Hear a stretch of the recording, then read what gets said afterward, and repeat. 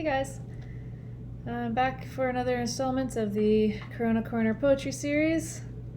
Laura Forster coming at you from my isolation fortress on the Hamilton Mountain.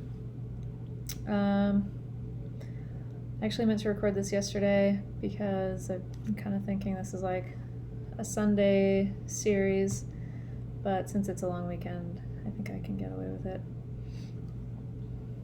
This is just iced tea.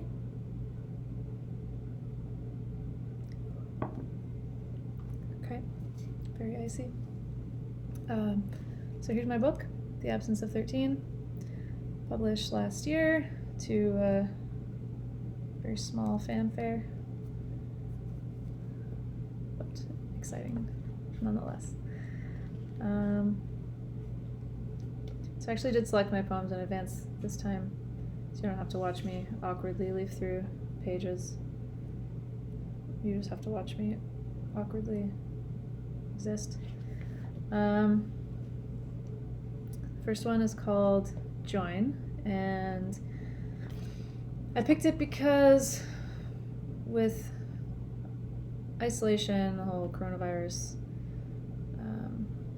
situation, I've been finding that because I have nowhere else to be or to go, I've been kind of sliding back into old habits of being a night owl, staying up very, very late. And this is sort of in that vein. So again, it's called Join. I sat on the floor all night, writing poetry while you slept.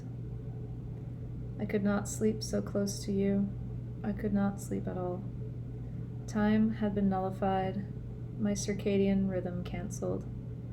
Your presence was discordant as when two bodies join by collision.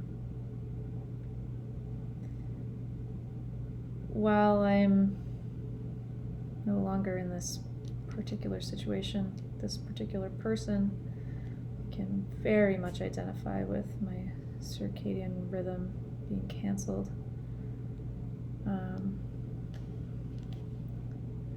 Trying desperately to get to bed before 3 a.m. tonight.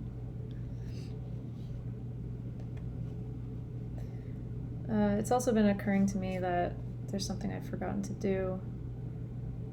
I was supposed to mail a copy of my book to a poet that I highly respect, named Dorianne Lowe. She's an American poet. She's just absolutely fantastic. If you're at all interested in poetry and not just watching poets struggle to record videos of themselves, I highly recommend her books. So this poem is called Rebirth, and I dedicated it to Dorianne. The trees catch fire, and I draw in the scent of death. My lungs bellows, hair smoke-spiced. The air is thick and embryonic, warm as swaddling clothes. The poem actually used to be longer, but I contacted Dorianne, and she was kind enough to read a few of my pieces and gave me some feedback. And her advice still remains with me. She basically said, get rid of that extra crap that you don't need, and I really took that to heart.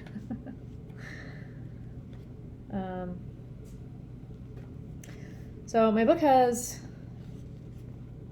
2 parts. So the poems I just read are from the first part, called Lanterns.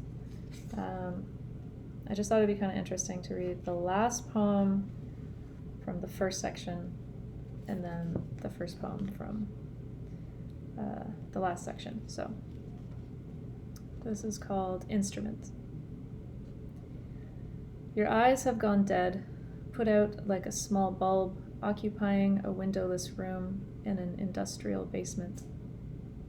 Your instrument is a symbol, only now outlined in hindsight, with a blade that has gone dull from repetitive friction, the neutralized synapses of a decaying limb, an appendage that has become irrelevant. So, I mean, that's obviously pretty grim. Really makes me want a sip of iced tea.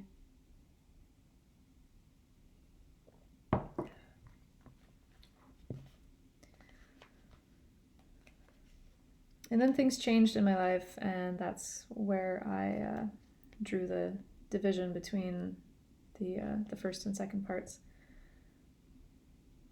Actually, you know what? I called this the last part, but that's not accurate because I actually have a fun little haiku section at the back. So this is part 2, and it is the title, The Absence of 13.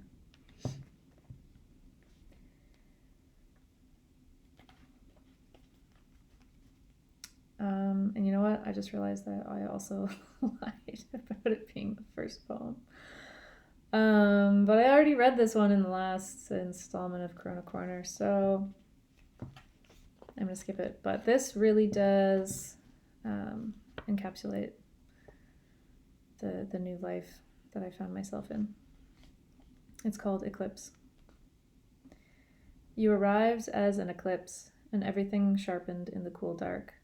The trees bared their bones, the delicate fingers curved, and the bird song dissolved, leaving clean silence. I'm not going to ramble for too long because otherwise I'm going to just say something ridiculous and then have to record this all over again. And I'm going to end up getting drunk on iced tea. So I'll just call it here. Thank you for joining me. See you next Sunday or an approximation of that.